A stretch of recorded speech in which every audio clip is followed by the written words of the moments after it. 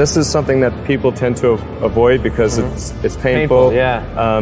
But I think this is a very common mistake. So when I figured that out, I went, whoa! I changed everything I did on my show. Customers are very smart. You should never underestimate customers. Want to be happy? Build a life, not just a business. Living that believe in life. Out here living that believe in life. Every day we living that believe in life. Hustle like we living that believe in life.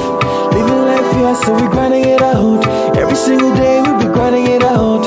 Hustle like we living that believe in life. Oh, that believe in life. Oh. Hey, it's Evan Carmichael, and this channel was created to help you overcome the #1 challenge that is holding you back: a lack of belief in yourself. You watch these videos because you know there's something greater inside you too. You've got Michael Jordan level talent at something. So today, let's live your best believe life and learn the 7 best lessons from Elon Musk, Warren Buffett, and other billionaires.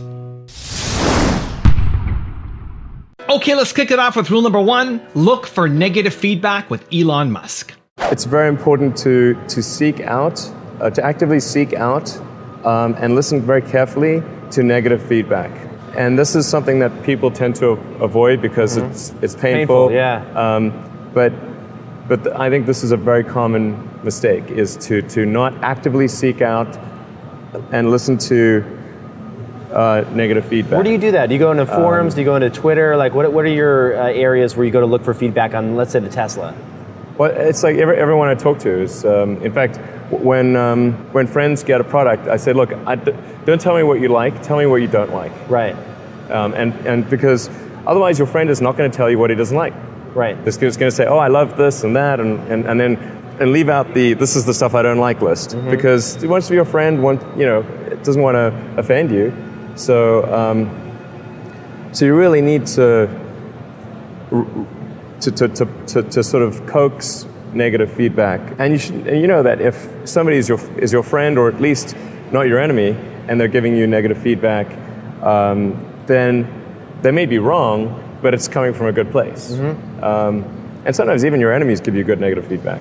Rule number 2, be clear about your intention with Oprah Winfrey. Everything you try to do is already done. So when I figured that out, what I'm putting out is what's coming back, let me get real clear about what it is I'm putting out.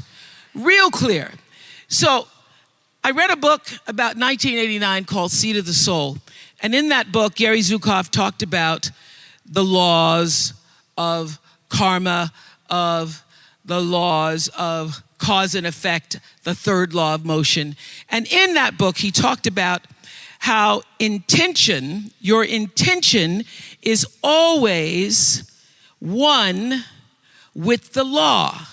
Meaning, before you even think about a thing, you have an intention for the thing. And that the intention is going to determine the outcome.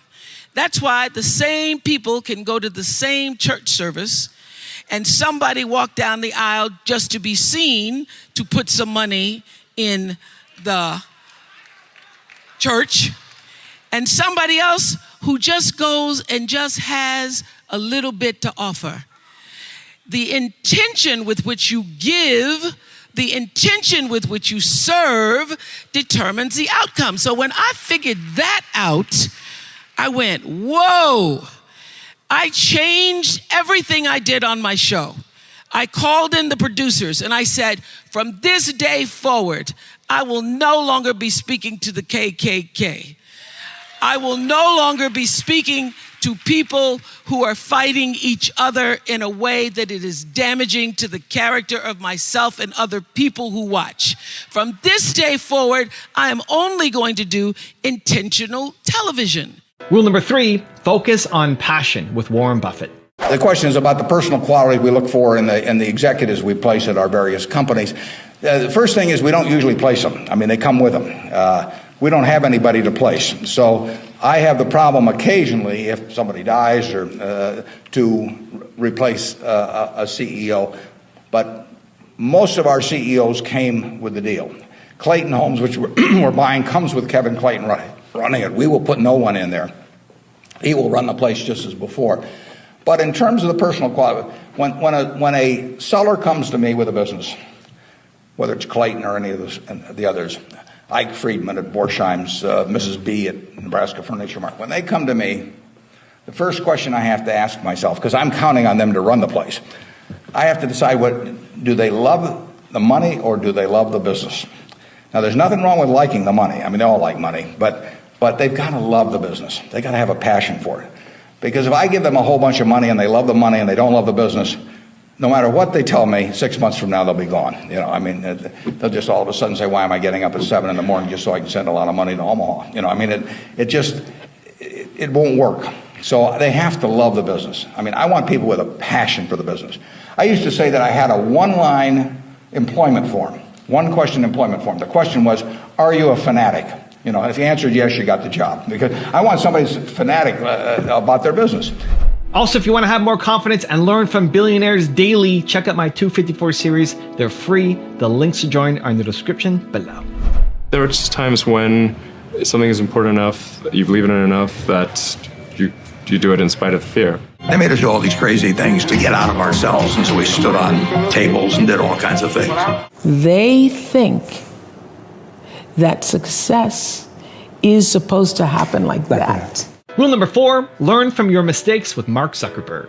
No matter what you do, you're going to make a ton of mistakes, right? And I made every mistake I think you could probably make. I mean, mistakes in how to set up the company, mistakes in hiring, product mistakes, technical mistakes, anything you can kind of think about doing wrong. I have probably made that mistake in trying to kind of build Facebook up, right? I mean, and it kind of makes sense. I was a college student when I got started, right? I mean, I didn't know anything about business or hiring. You know, no one is born with these skills, right? So you learn them the same way that you learn everything else, right? Trial and error. You do it.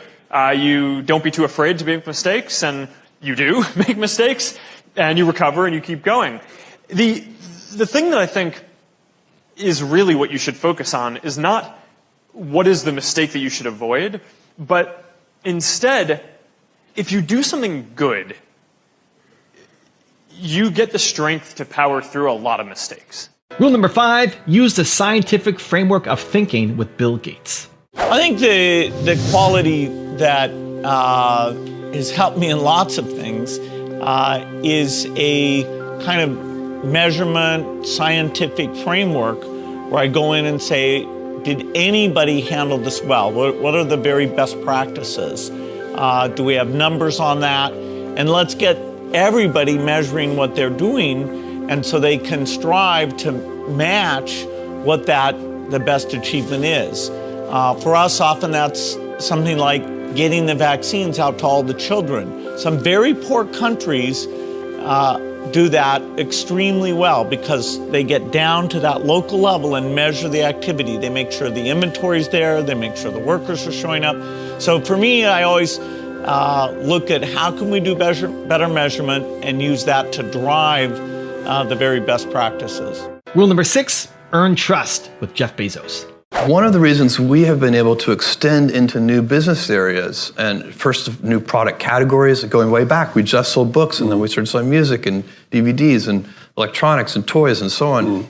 And then we've extended into electronic reading with Kindle.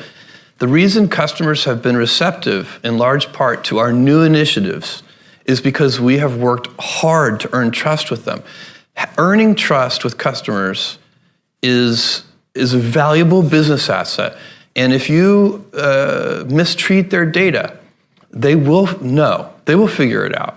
Customers are very smart. You should never underestimate customers. And rule number 7, the last one before a very special bonus clip, is don't plan with Jack Ma. 这个我真没有写过 business plan， 大概就一次还没有准备开始融资的时候 ，Raymond Lay 也是我从 Valley， 我们晚上酒喝吹牛，他跟我回国去了。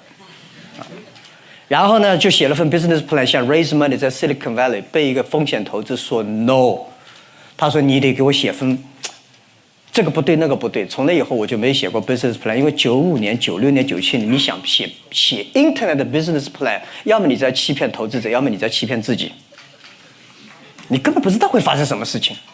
有些风险投资要你写的很 detailed 的 plan， 你怎么可能呢？对不对？我自己都不知道，我找 Stanford MBA 可以写这么漂亮的，管用吗？不管用。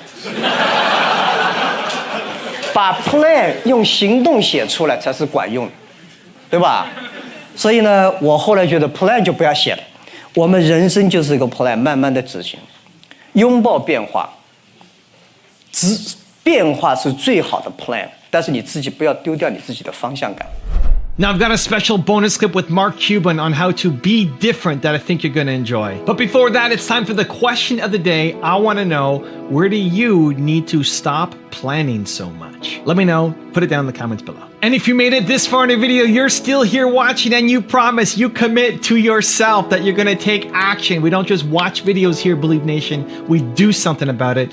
Give me a hashtag Believe down in the comments below if that's you, so I can celebrate with you too. You talked about companies having a unique advantage. Can you speak more on that for me, please? Sure. I mean, what is it that a customer can get from you that they can't get from anybody else?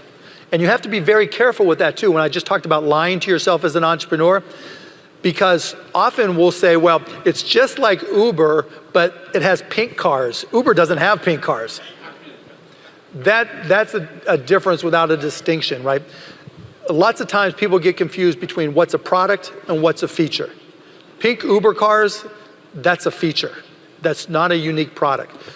Excuse me. So you have to know what it is that you do that is so unique, your potential customers say, whoa, I did not know that. As opposed to, well, let me go tell Uber that they should probably add pink cars. Because whenever you're competing with, all of you are going to compete with Amazon at some point, if you're not already. Just the reality. And so you've got to understand, when Amazon starts looking at my customer base, what is it that I can convey to them that makes me unique? And that's what I meant by unique difference.